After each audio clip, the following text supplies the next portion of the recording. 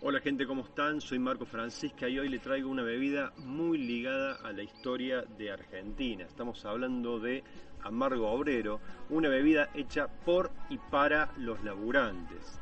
Esta fue creada allá por el año 1887 en la ciudad de Rosario, por lo que podemos decir que es una bebida absolutamente rosarigacina, creada por dos personajes, digamos Pedro Calatroni y Hércules Taconi, que se unieron y le dieron forma a lo que conocemos hoy en día como Amargo Obrero.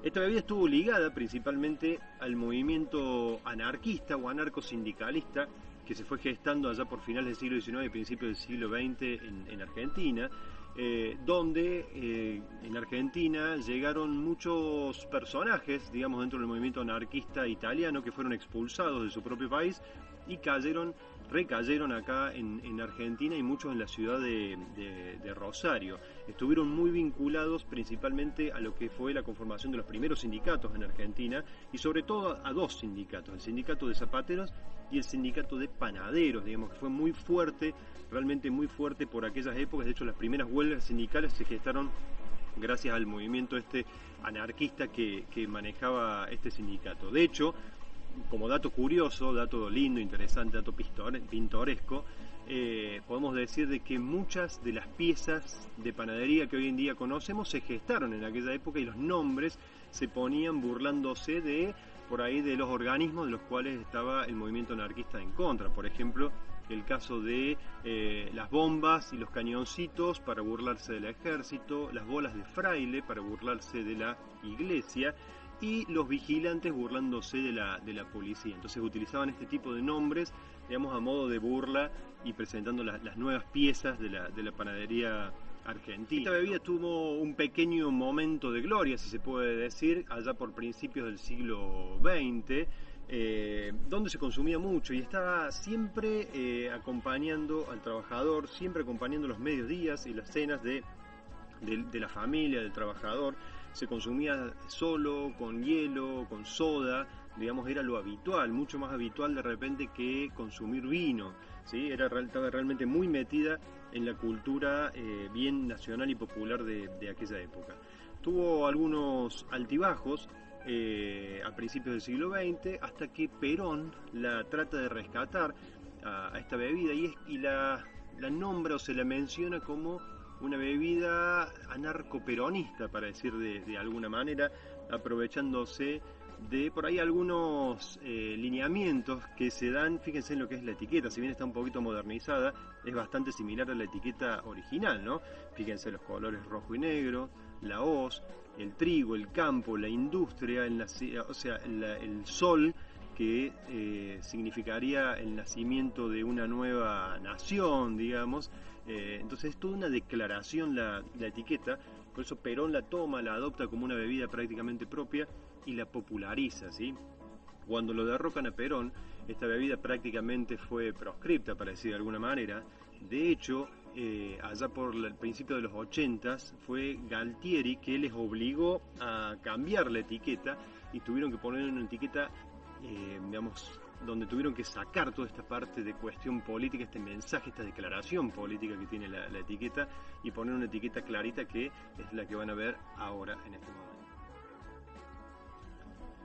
Las próximas décadas no fueron de lo mejor para la bebida, para Amargo Obrero, y fue recién a mediados o casi finales de la primera década del siglo XXI, allá por el año 2008-2009, donde el movimiento kirchnerista la rescata también un poco del olvido y la empiezan a tratar de recuperar un poco algunos valores que por ahí que transmitían esta bebida, en esa especie de revisionismo histórico que hubo, donde por ejemplo se rescataron algunas figuras o se reivindicaron algunas figuras, como por ejemplo la del Eternauta o Mafalda, digamos, y se las trató de popularizar, digamos, en aquella época. Bueno, Amargo Obrero fue un poco estuvo metido dentro de ese movimiento, de ese revisionismo, de ese reivindicar un poco la identidad nacional, la identidad peronista, digamos, de la década del 40. Algunos otros datos curiosos y muy interesantes que tiene esta bebida es que allá por el año 1939 ya auspiciaba los primeros radioteatros, o algunos de los radioteatros más famosos de la época. en el año 1960 se convierte en uno de los clásicos sponsors del turismo carretera, esas viejas competencias eternas que había entre, por ejemplo, unir Buenos Aires con Caracas, digamos, que eran miles y miles de kilómetros, y muchos de los autos que competían tenían la publicidad y la sponsorización de Amargo Obrero. De hecho, Amargo Obrero fue la primera empresa que patrocinó goles en la radio argentina, así que fíjense si no tiene mucha historia, ¿no? Hace algunos años se desarrolló todo un concepto de imagen un poquito más nuevo en esta bebida. De hecho, se crearon un Facebook, que es muy interesante, es muy divertido meterse en el Facebook, se los recomiendo, donde utilizan distintos tipos de modelos de laburantes argentinos. No utilizan modelos disfrazados de laburantes, sino que directamente utilizan laburantes en serio, pintores, albañiles, plomeros, digamos, y los utilizan como modelos para la marca.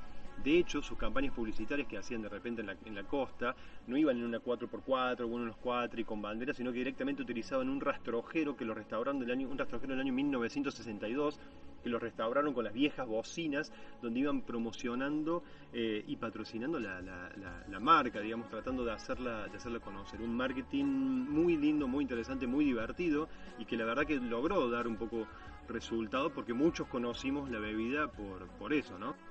Esta bebida ha sido declarada como Patrimonio Cultural de la ciudad de Rosario, ni más ni menos. La forma más simple de preparar Amargo Obrero es simplemente haciendo un 50-50 lineal con la bebida gaseosa que te guste. Puede ser con Coca-Cola de repente, puede ser con soda, o como les decía, en mi caso personal la disfruto mucho con gaseosa de pomelo, ¿sí? Queda muy rica, muy refrescante. No deja de ser un aperitivo a base de alcohol, así que realmente queda muy bien con gaseosas cítricas, ¿sí? Este bitter de hierba elaborado con maceraciones de hierbas y especias de distintos lugares del mundo y principalmente de Argentina, ¿sí? Que se deja reposar, se le agrega colorante caramelo, de ahí viene ese color tan interesante que tiene. Vienen estas botellas, viejas botellas de litros. La graduación alcohólica es de 19 grados, lo cual diluido 50 y 50 permite disfrutarlo y consumir un par de tragos sin tener ningún tipo de problemas con el alcohol, básicamente, ¿sí? Ideal para la picada, ideal como aperitivo, así que está bueno por ahí recuperar un poco de la historia, de la tradición y de la cultura argentina. Creo que mucho más allá de las cuestiones políticas que por ahí estén ligadas o que estuvieron ligadas en algún momento a esta marca. Así que los invito a que lo conozcan y lo disfruten. Amargo Obrero, gente.